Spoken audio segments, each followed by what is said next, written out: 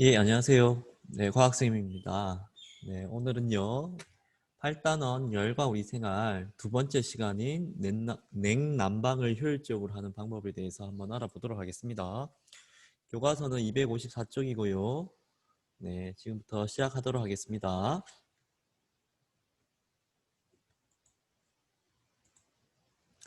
자, 이 단어는 첫 번째 열의 이동 방법을 알고 냉난방 기구를 효율적으로 사용하는 방법을 조사하고 토의할 수 있다라는 학습 목표로 진행해 보도록 하겠습니다. 두 번째, 단열의 의미를 알고 효과적인 단열 방법을 조사하고 토의할 수 있다는 다음 시간에 계속해서 수업하도록 할게요. 네, 우리 지금 여름이고 가을로 가는 계절인데요. 혹시 겨울에 좀 더 집을 따뜻하게 하기 위해서 오른쪽 그림과 같이 이런 것들을 붙여본 집이 있습니까? 이게 뭐죠? 네, 맞죠. 이 뾱뾱이죠, 뾱뾱이. 뾱뾱이. 뾱뾱이. 아, 선생님 집에도 과거에 이런 뾱뾱이를 붙인 적이 있습니다. 선생님 뾱뾱이 왜 붙일까요? 네, 맞습니다. 조금이나마 새는 에너지, 새는 열을 좀 막아보고자 이렇게 뾱뾱이를 붙이는데요. 실내 온도를 유지하는 방법, 뾱뾱이 말고 무엇이 또 있을까요? 네. 겨울철에는 보일러를 켜는 방법도 있겠고, 뾱뾱이 있겠고, 단열 필름 같은 것도 있고요. 현관이나 창문 틈을 막는다. 옛날에 선생님 때는 문과 문 사이가 틈이 많았습니다. 이럴 때 문 사이에 틈을 막는 문풍지라는 게 있었어요. 이런 것들을 이용하면 열을 좀 새는 열을 막을 수 있고요. 여름철은 당연히 우리 많이 쓰고 있는 선풍기, 최근에 많이 쓰죠. 에어컨. 선생님도 이번 여름 하루 종일 에어컨 켠 적도 있습니다. 그다음에 너무 더울 때는 커튼을 쳐서 햇빛을 가리면 조금 시원해질 수도 있습니다. 이런 방법들을 이용해서 우리 실내 온도를 유지하고 우리 이런 방법을 쓰고 있습니다. 네. 열의 이동 방법에 이제 적절한 실내 온도를 유지하기 위해 다양한 냉난방 기구를 사용하고 있는데요. 그러면 먼저 우리가 열의 이동 방법에는 어떤 것들이 있는지, 그리고 이런 것들은 실제로 사용하는 냉난방 기구에 어떻게 사용되고 있는지 한번 알아보도록 해보겠습니다. 첫 번째, 자, 여기 쇠막대가 있어요. 쇠막대. 그리고 사람이 한 명, 두 명, 세 명 이렇게 서 있습니다. 그리고 가장 왼쪽에 이렇게 불을 막 가열을 시키는 거예요. 쇠 한쪽을. 자, 그러면 누가 먼저 뜨거울까요? 한번 볼까요? 자, 열을 가하면요. 여기에 열이 전달되겠죠. 전달되면 왼쪽에서 오른쪽으로 이렇게 이동하게 되겠습니다. 그러면 맞아요. 제일 왼쪽에 있는 학생이 먼저 뜨거움을 느끼겠죠. 그 다음에 계속 전달되다 보면 두 번째 학생이 뜨거움을 느낄 것이고 그 다음에 세 번째 마지막 이렇게 열을 받게 될 것입니다. 자, 온도는 입자의 운동이 활발한 정도라고 했습니다. 자, 그러면 얘가 온도가 더 먼저 뜨거워졌어요. 뜨겁고 1, 뜨겁고 그 다음에 2, 그 다음에 뜨거움 3이 되겠죠, 순서가. 네. 그러면 온도는 입자의 운동이 활발한 정도인데 제일 먼저 여기서 더 먼저 활발해지고 두 번째 활발해지고 세 번째 활발해진다는 거예요.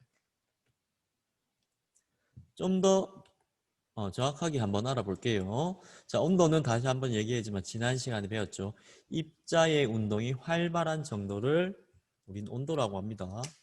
그러면 여기 쇠막대를요, 좀 더 자세히 보면요. 쇠도 마찬가지로 뭐로 이루어져 있다? 네, 그죠. 입자로 이루어져 있습니다. 이게 입자입니다.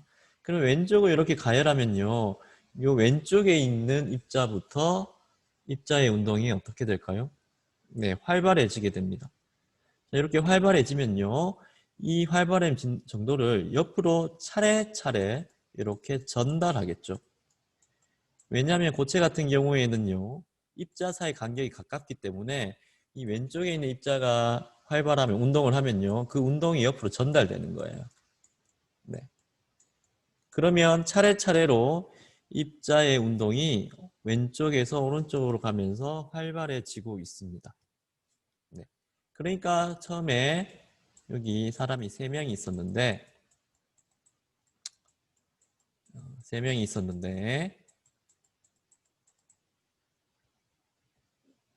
이렇게 활발해지면 전달돼서 여기 먼저 뜨거워지고 그 다음에 두 번째 사람이 뜨거워지고 그리고 마지막 세 번째 사람이 뜨거워지는 겁니다.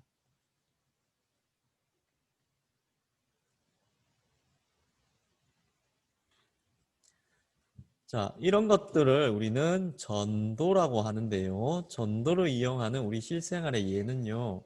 오른쪽 그림과 같이 전기장판을 예로 들 수가 있습니다. 전기장판은 우리가 배나 등을 접촉하면서 따뜻하게 하는 냉난방 기구인데요. 자, 다시 한번 얘기하지만 온도는요. 입자의 운동이 활발한 정도가 되겠습니다. 그러면 여기서 전기를 연결하면요. 여기에 전기 에너지를 열 에너지로 바꿀 거고 이 열 에너지는 여기 전기장판을 이루고 있는 입자의 운동을 활발하게 만듭니다. 자, 여기에 입자 운동이 활발해지면요. 자, 여기 전기장판이고요. 여기는 옷입니다. 전기장판이 활발해지면 고체이기 때문에 옆에 붙어 있어서 옆에 붙어 있는 입자를 전달해서 진동을 시킵니다. 운동을 시키는 거죠. 그러면 얘네들이 움직임이 활발해지면요. 우리 몸이 따뜻해지게 되는 거죠. 이처럼 물질을 이루고 있는 입자의 운동이 이웃한 입자에 차례로 전달되어 열이 이동하는 현상을 우리는 전도라고 합니다. 그러면 전도가 일어나려면 입자 사이 거리가 상당히 가까워야 됩니다. 그래서 우리는 고체에서 이런 에너지 열 전달 방법이 전도가 되겠습니다. 전도. 이 전도를 이용한 방법은요. 우리 실생활에 여러 가지가 있는데요. 자, 이거 뭐죠? 네, 배고프죠, 여러분? 네, 쌤도 지금 배가 매우 고픈데요. 맞아요. 삼겹살입니다. 삼겹살은 위에서 아래에서 불이 가열하면요. 불판이 뜨거워집니다. 자, 이 불판도 고체이기 때문에 불판을 이루고 있는 입자의 운동이 활발해지고요. 이 활발해진 운동을 이 삼겹살에게, 김치에게, 마늘에게, 양파에게 전달한다는 거죠. 네, 그래서 고기가 있게 되는 겁니다. 두 번째, 아기 숟가락인데요. 요거는 아기 숟가락은요. 쇠로 이루어져 있지 않습니다. 왜냐하면 쇠는요. 열 전달이 잘 되죠. 즉 전도가 잘 돼요. 그러면 아기들은 피부가 약합니다. 그래서 쇠젓가락 같이 열 전도가 좋은 금속 같은 경우는 뜨거운 음식을 잡게 되면 금방 뜨거워져요. 그래서 이 아기 숟가락은 쇠로 만들지 않고 플라스틱으로 만드는 겁니다. 전도가 잘 안 되는 플라스틱. 그래서 요거는 전도를 이용한 건데 전도가 잘 안 되게끔 하는 방법으로 만든 제품이 바로 아기 숟가락입니다. 아기 숟가락. 아기 숟가락. 네. 다음 열의 이동 방법 대류인데요. 날씨가 더울 때 에어컨을 켜면 방안이 금방 시원해지죠. 그 이유는요. 에어컨에서 나온 차가운 공기는요. 아래로 가고요. 방바닥에 있던 뜨거운 공기는 상대적으로 올라가게 되는 겁니다. 차가운 공기는 아래로 따뜻한 공기는 위로 올라가는데 이거는 밀도와 관련되어 있는데요. 요거는 궁금한 학생은 선생님한테 개인적으로 질문하세요. 개인 질문 해주시면 되겠습니다. 그러면 이 방 안에도 공기가 가득 차 있겠죠. 공기도 입자로 이루어져 있는데 요거는요 차가운 것이고요. 여기는 따뜻한 공기입니다.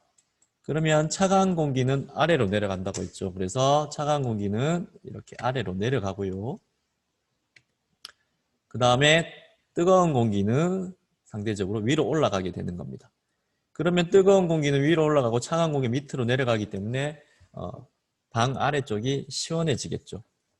차가운 공기는 내려오고 뜨거운 공기는 올라간다. 이것을 우리는 대류라고 합니다. 대류는 기체나 액체를 이루는 입자가 고체가 아니라 비교적 움직임이 자유로운 기체나 액체를 이루는 입자가 직접 이동하여 열이 이동하는 현상. 직접 이동하여 열이 이동하는 현상을 우리는 대류라고 해요. 그럼 대류에 대해서 한번 더 자세히 한번 볼게요.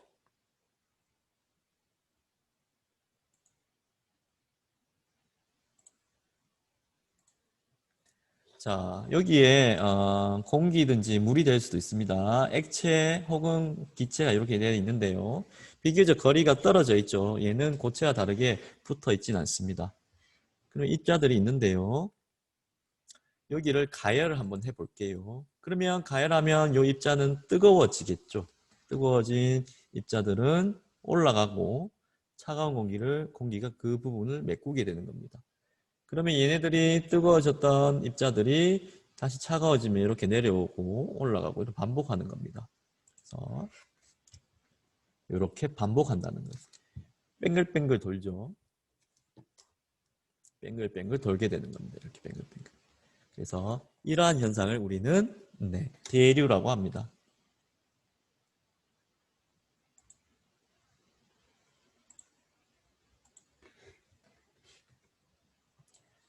세 번째 열의 이동 방법 복사입니다. 복사. 여러분 전기난로 앞에 있으면 전기난로 향한 얼굴이 따뜻해진 적이 있죠. 하지만 등은 따뜻하지 않습니다. 우리가 전기난로를 보고 있는 얼굴이 따뜻한데요. 왜 그럴까요? 네, 맞습니다. 눈에 보이진 않지만 여기서 열 에너지가 이렇게 나오고 있다는 거죠. 그래서 이것은요, 열이 물질의 이동, 대류와 전도와 다시 입자의 이동이 없이 물질의 도움 없이 직접 이동하기 때문에 나타나는 현상인데요. 이런 것을 우리는 복사라고 합니다. 물질의 도움 없이 직접 열이 이동하는 현상을 우리는 복사라고 합니다. 네, 이런 것들이 되겠죠. 이렇게 입자가 있으면요, 뜨거운 입자, 그 다음에 차가운 입자가 있으면 이렇게 여기서 뭐가 나간다? 열 에너지가 나간다는 거죠. 이렇게 되는 겁니다. 그래서 전도, 대류, 복사 이 세 가지의 특징을 한번 비교해 보시면요. 전도는요, 따닥따닥 붙어 있어요. 입자들이. 그래서 전달 해줘서 열이 이동하는 방법이고요. 대류는요, 차가운 입자, 따뜻한 입자들이 차가운 입자 내려가고 뜨거운 입자는 올라가고 그래서 에너지 교환을 하는 거죠. 그래서 이런 방법을 우리는 대류라고 합니다. 그래서 얘는 고체고요. 얘는 액체, 기체고요. 복사는 맞아요. 중간에 아무 물질 전달해 줄 물질이 없어요. 그런데 여기서 뭐가 나온다? 열 에너지가 나오기 때문에 우리가 따뜻해지게 되는 에너지 이동 방법입니다. 이거는 대표적인 걸로 전기난로 얼굴을 보면 따뜻해지게 되는 거죠. 자, 열의 이동 방법은 이제 한 가지만 이동되는 게 아니라 이동할 때도 전도, 대류, 복사가 중에서 두세 가지 방법이 함께 이루어집니다. 여기서도 전도도 있지만 방하는 대류가 될 수도 있고요. 마찬가지로 대류도 있지만 차가운 공기가 바로 닿는다면 전도가 될 수도 있겠죠. 여기서도 복사가 있겠지만 여기에도 대류 현상이 일어날 수도 있습니다. 그래서 혼자 일어나는 게 아니라 두 가지 이상의 방법이 함께 이루어진다. 라는 걸 알 수 있습니다. 네, 그러면 오늘 1부 영상은 여기서 하고요. 이어서 2부 영상에서 계속 하도록 하겠습니다. 2부 영상에서 또 봐요.